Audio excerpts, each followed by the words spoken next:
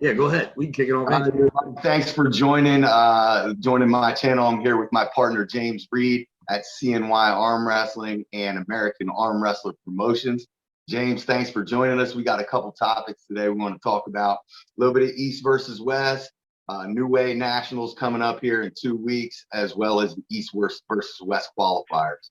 So let's go ahead and get things started. James, who do you want to start with? I mean, your match is coming up.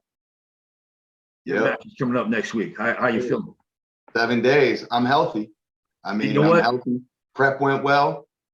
Body weight's right where it should be. I think I got about 10 more pounds to lose. Diet's clean. No real pain or structural issues. So I'm gonna do my best and leave it on the table. Well, I know you covered it in a bunch of other podcasts, but I mean, the main thing we need is buy the effing pay-per-view. Absolutely. And don't do the crazy arm wrestling share with 50 people when one guy buys the shit. Yeah. Just support the damn sport. Yeah, I think it's a pay-per-view.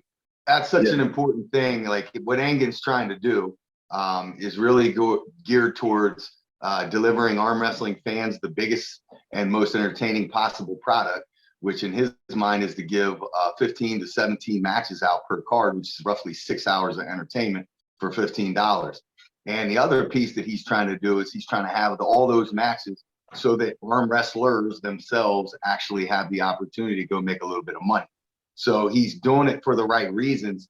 But the way I'm understanding it right now, the pre-sales of pay-per-views are substantially less than last time. My hopes are that people are going to buy it the day of. But I mean, if you're an arm wrestler or you're an arm wrestling fan, $15 for 6 hours worth of matches, you don't have to watch them all. Obviously, we're all not interested in every single one. But geez, you go to a tournament and you're paying $25, $30 just to compete with one arm.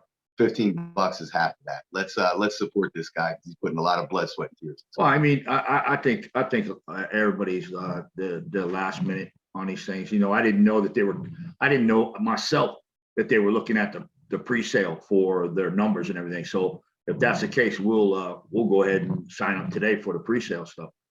We always wait till the day of before we friggin' click in. Just like how many arm wrestlers do we get in an event that even if we put up tickets? You know, we had the one event.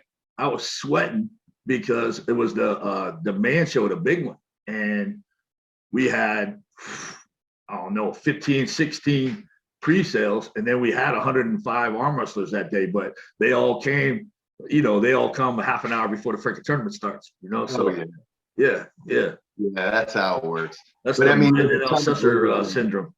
Yeah. There's a ton of overhead in these things. I think people don't realize that, it's about baseline just to get one of these East versus West going, probably like about 150 to 180K that has to be covered. And unfortunately, Engin hasn't procured any like major sponsors. Like there's a few like Old School Labs. There's some, he's got some sponsors, but there's no big ones to cover like all of that overhead and expense. So when it comes down to crunch time, he's being made or broken off of the pay-per-view sales, which is a very stressful position to be in. So if we can support his own wrestler, we got to do it.